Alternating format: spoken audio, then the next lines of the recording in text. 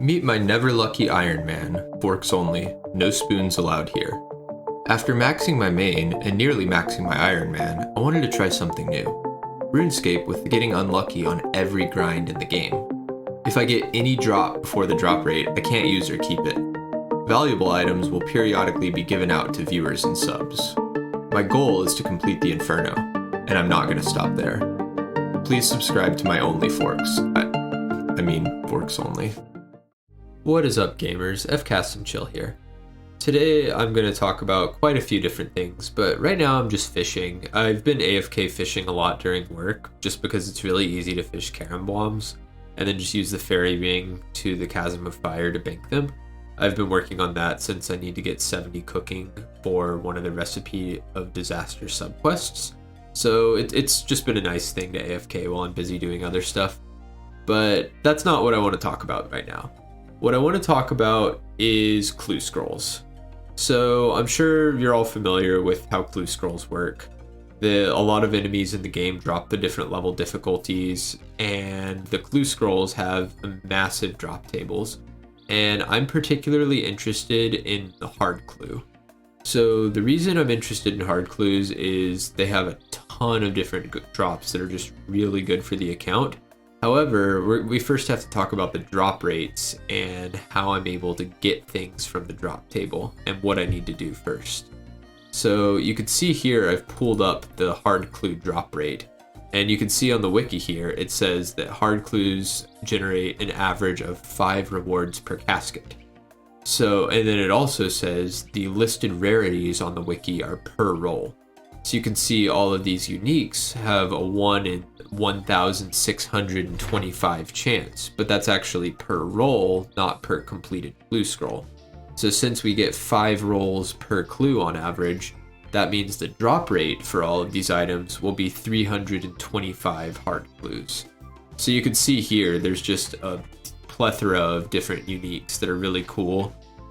Some of which are extremely useful for me, like God D'hide boots. That's, almost best in slot other than Rangers and Pegasian boots. But I would have to complete 325 hard clues before I could keep any of those. So that would be kind of a pain. Then there's even a mega rare drop table from hard clues that has all the gilded items and a bunch of third age pieces. So the third age drop rate per roll is 1 in 211,250. So if you divide that by 5, you end up getting that I would need to do over 42,000 clue scrolls to ever keep any third age pieces. So effectively what that means is if I ever get a third age piece or a gilded piece of anything from a hard clue, or any clue really, that means I have to give it away to you guys. But that's not what I'm interested in from hard clues. What I'm interested in is the standard table below. So the standard table, you can see there's several drops here with a 27.1 drop rate per roll.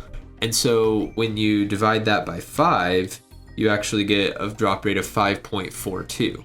So that means I can't keep it for the first 5 clues that I complete, but once I get a 6th clue completed, then I can keep anything on this drop table.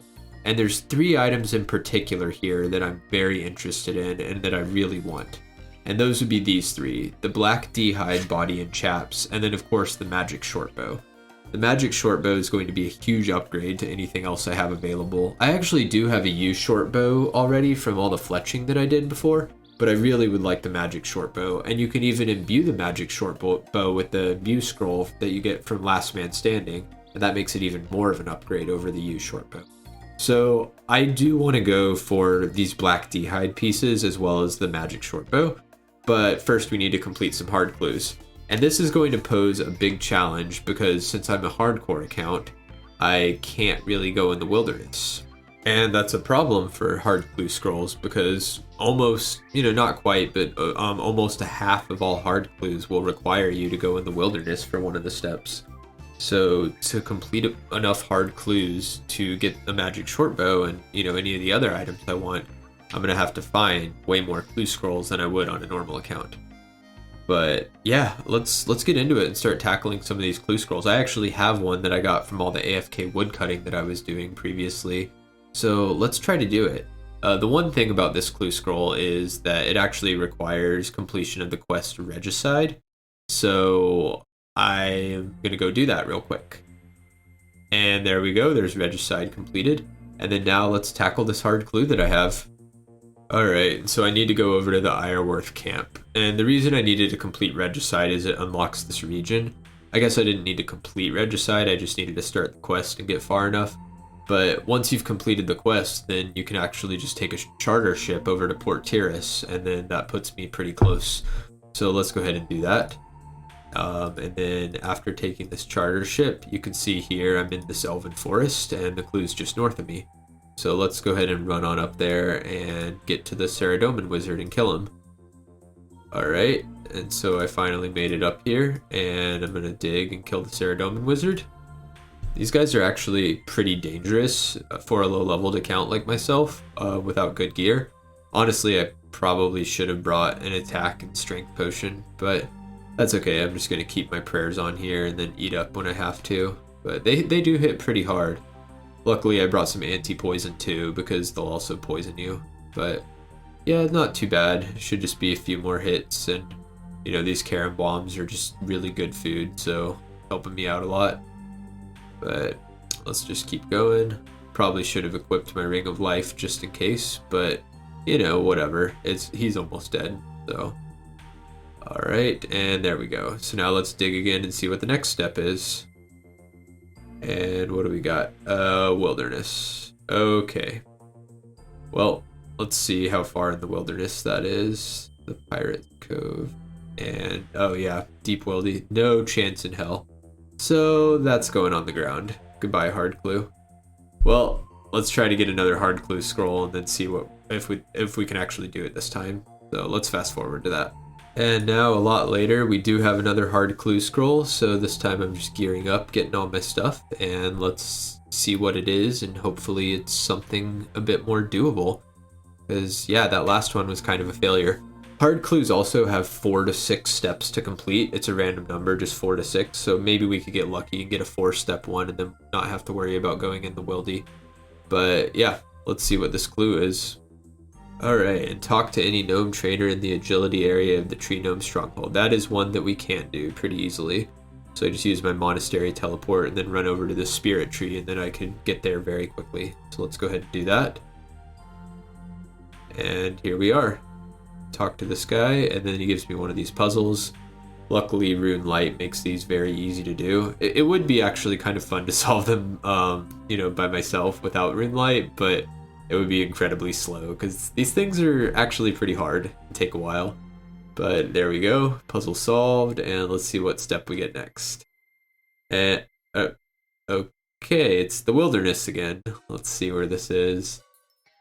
Oh, it's outside Ferox Enclave. So Ferox Enclave is actually safe, so it's not very far. It'd just be a few steps, but I'm not gonna risk it. I don't want to lose my hardcore status right now, so I guess that's another clue scroll on the ground. But it's okay. If we get enough of them, eventually some of them won't make us go in the wildy. So yeah, let's go try to find another one and try again. Alright, and I'm back now with another hard clue. So let's go ahead and head over and figure out what to do for this one. So it's starting out in the Lizardman Canyon. So pretty, you know, benign area, not wilderness, so not going to get killed by other players. So let's try to go down here and get this clue step done. And, oh, I forgot you need 5% favor to go down here. I really probably should just max out my favor for Shazen later, because it's pretty useful. The Shazen boots are actually pretty decent for ranged, but anyway, we have to go give some med packs to soldiers for a while just to get up to 5% favor, so let's go do that. And here I'm just kind of walking around giving med packs to these injured soldiers.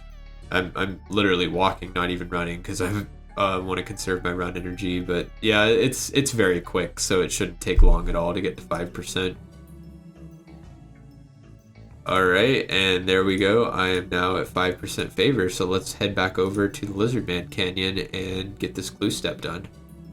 So going down the ladder and gonna equip everything. I did bring a attack and strength potion this time, so the fight with the wizard should go a little bit more smoothly.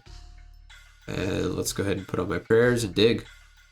Oh, I forgot to bring anti-poison, but that should be fine, probably. I have enough food in my inventory where I can just eat through it if I have to. And this lizard's on top of him, so I can't really see how much health he has left, but it's okay. Just keep attacking him and then eating. Is he dead now? No, not yet. Oh, you can see his health bar through there. I think he's almost dead. Okay, yeah, that did it. So yeah, let's dig and get another clue scroll.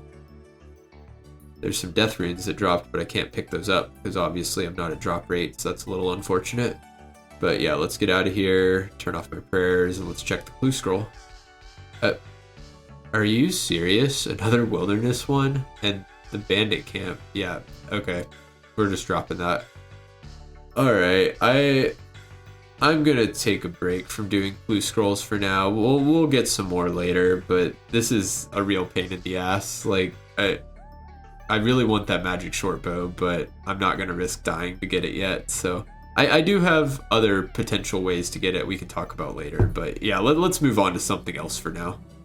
So regularly I've been doing farming runs now, just doing these tree runs, because I've gotten so many seeds from Seed Nest from doing Hunter that, oh, and there we go, there's 65 farming, so that's pretty awesome.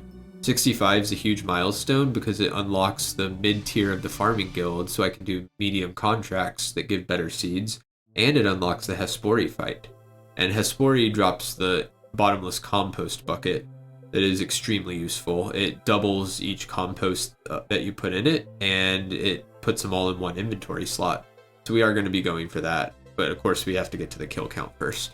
But yeah, that's awesome. Like I was saying before though, I've been doing so many birdhouse runs that I've been getting so many seed nests. I've had plenty of seeds to farm trees with. Of course, I've been keeping track of how many of those that I've done and the drop rate for each of the seeds. But yeah, let's go check out the farming guild now and then maybe go see if we can do a Hespori. Alright, and so yeah, I'm just going in Hespori's cave right now, and I'm going to plant this Hespori seed that I have. Luckily, the seaweed that I've been farming a lot of has a really high drop rate for Hespori seeds. It's actually, every time you clear a patch, it's a 1/15 chance to get a Hespori seed. So I have several of them. So yeah, let's go ahead and plant that. And then we have to wait about a full day, and then we can kill him and maybe get something good. Well, something that we can't keep, but yeah, we'll see. Alright, and let's do this first Hespori kill count. So click on Hespori, and I'm going to pray magic. And then first you have to go around and hit these little flowers. So I have some darts equipped, or knives, that I actually got from all the Cyclops that we killed before. And then now I'm just going to camp here on Hespori. And it's not too bad, I can turn these other prayers on. I'm just flicking them on and off to do a little extra damage when I hit. But yeah, shouldn't be too bad of a fight. I just need to make sure to keep my health high. He can entangle you in roots, and if you don't click away fast enough several times, then you can take like 40 or 50 damage, which would be almost enough to kill me if I'm not near full health. But it shouldn't be too hard to just pay attention and not have that happen. This fight is a little long because every time you get him below each 100 hit point threshold, these flowers come back up and you have to kill them again. But okay, there, I'm entangled, so I'm just spam clicking away. There we go. And then, yeah, I'm just going to kill all these flowers, re-equip my dragon scimitar, and get back to chopping at him. Yeah, really not too bad of a fight. It's, yeah, I've just got to make sure you're praying mage and then eating whenever your health gets low. So, yeah, but yeah, I'm going to try to kill Hespori, you know, almost every day that I remember if I keep my seed count up, because the drop rate for that bottomless compost bucket that we talked about before is 1 in 35. So I'm going to try to get up to 35 kill count as soon as possible, and then hopefully get a bucket after that. Another good thing is the bucket is tradable, so if I get one before 35 kill count, I can actually give it away to you guys. So that would be really nice. And there, I'm entangled in vines again, just spam clicking. And there we go. Alright, and then let's just fast forward up to the death, because this is taking a while. Alright, and with that, Hespori is vanquished.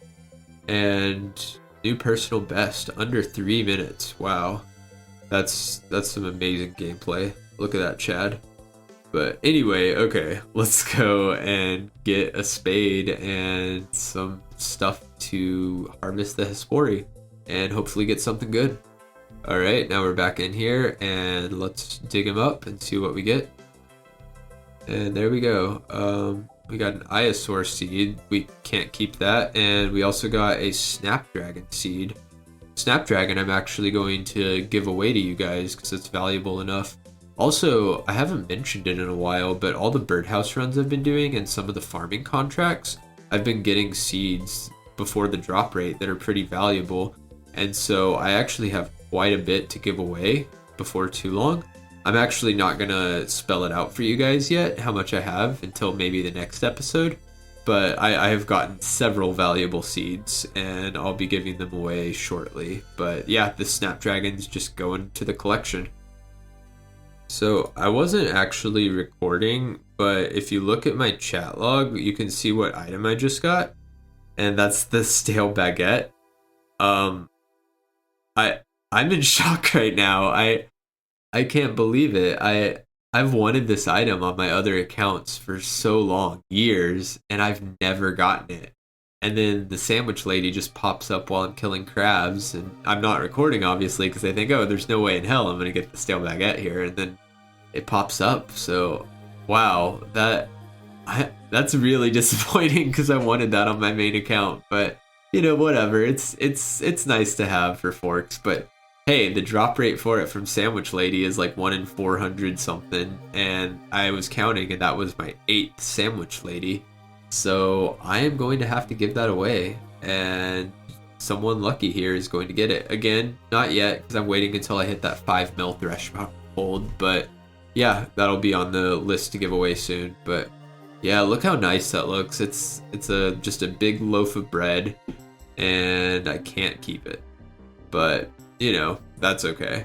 I can't believe how incredibly rare that is. This is literally one of the rarest items in the game, just because it's just so unlikely. It's, you know, you can get it from the Quizmaster random event. It's a 1 in 256, I believe, or the Sandwich Lady for a 1 in 448.